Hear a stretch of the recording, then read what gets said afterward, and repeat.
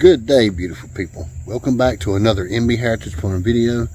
Now this video is going to be part of our troubleshooting chickens playlist. This video is going to be showing you guys how to introduce those new chickens to your existing flock. We're going to be clearing up a lot of myths, scientifically proven not to be true, and we're going to clear some of those up for you today. So let's go ahead and get started with this video. You guys hang tight.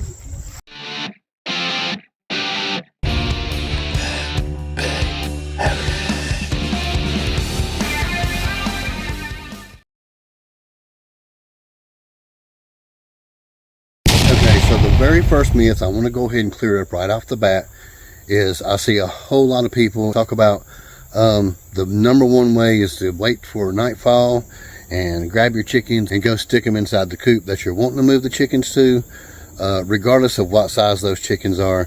That absolutely does not work. It's scientifically proven it ain't going to work, and I'll tell you why. Chickens can recognize over 100 individual other chickens, and they can also remember exactly where each individual's chicken's place is in the flock and on the pecking order. Most of the time when you sneak into a coop, you're never going to be quiet enough to fool the chicken, and they all still remain asleep when you put chickens into your coop. If they open up their eyes and they see what you're doing, they're going to see that chicken and automatically recognize that that chicken does not belong in that flock yet. So that's absolutely a myth. I know some of you guys said, well, I did it and it worked perfectly fine. Most of the time you guys aren't monitoring your chickens 24 hours a day and seeing that chicken have to establish its place in the pecking order, because it 100% is going to have to do that regardless of whether you see it or not. It's going to happen. They have to get their place, and it don't happen no other way than a little bit of violence.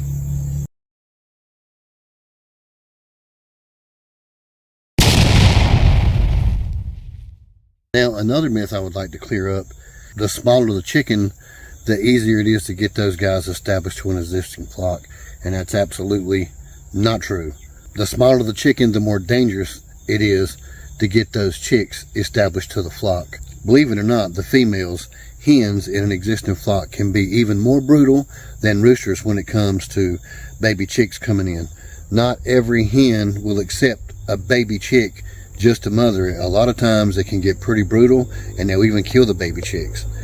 Also, they will work diligently sometimes to make sure those baby chicks don't get to eat in the flock of the pecking order. So that's absolutely a myth, and it's something that you should not ever do.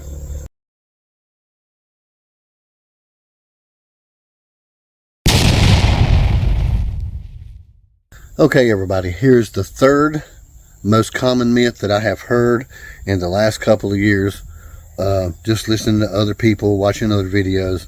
And the third one is taking a much larger chicken and putting them in an established flock with bantams or chickens that's much smaller and will stay much smaller. That bigger chicken will have a better chance, or will actually become the dominant chicken. And again, I would like to say that is 100% false.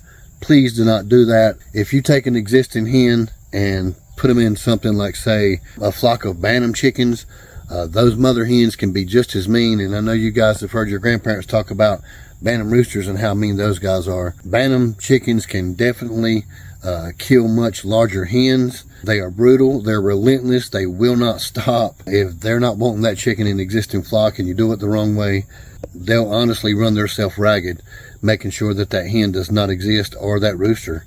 Either one, it really don't matter to them. So a bigger chicken is not going to get established faster in a flock of chickens that are much smaller than the chicken that you're putting in there. That is absolutely false, and you'll more than likely lose that chicken. Okay, so the best transitioning way, if you have smaller baby chicks, whether they be a week old, as long as they have down feathers still, they're still considered a chick. Juveniles are chickens that have 3/4 of their adult feathers, maybe some down still left on their butt. So when your chickens become juvenile, you can start introducing them then. But it's my recommendation, and it's always worked out best here, when we take all of our hatchlings and baby chicks, we build them a temporary run inside of the coop or run we want to move them to.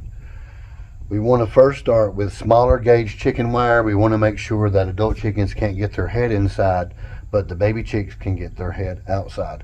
That's really important for pecking order, and it also will let us know as we watch our chickens how aggressive the adult birds are still acting around the smaller chickens. Now, we already took into consideration that there will be some head pecking when the chickens put their head through the fence, but that's actually why we want that smaller gauge. All we want for them to do is be able to put their head out. Inside of that smaller temporary run, and we're also going to do a diagram and show you a digital map as we talk about it, it's best to go ahead and set your temporary run somewhere here over in a corner. You want to make sure that you do have waters, some feed, and you want to keep your chickens there. You don't want to move them out. You don't want them to have access to go out. You don't want the bigger chickens to have access to go in, but you do want them to have some interaction. Now, as the younger chicks get older and they start developing their adult feathers, when they get to that juvenile stage, remember that's 3/4 of all their adult feathers with a little bit of down still in their butt. What we can do is we normally will take and cut a hole, or we will lift up a corner of the fence just enough, and we do test it with the chicken's body, but we want to gauge it just enough for those juveniles to get out, but those bigger, larger chickens still can't get in, and we'll also leave it that way. Now, this turns in from a run to a temporary chicken house because those smaller chicks have access to go in and out whenever they want, and they can hang out longer and get used to the flock more, and then when they feel threatened, they can run back in that hole without being advanced or chased by the much bigger chickens. So most of the time that works out. They'll use the temporary run then as a home to sleep in and get away from stuff, and they'll come out every day and interact with the bigger chickens and mingle with them inside of the larger run. Okay, y'all, that's it for today. We hope you learned something. If not, we at least hope you enjoyed watching it. If you guys want to check out some other videos that has to do with helping you troubleshoot chickens, just go ahead and click on that hashtag in the description, or just go to your search bar on YouTube, type in hashtag troubleshooting chickens, and that'll take you right to our playlist. So anyway, thank you guys for watching, and as always, keep on keeping on. We'll try to see you on the next one.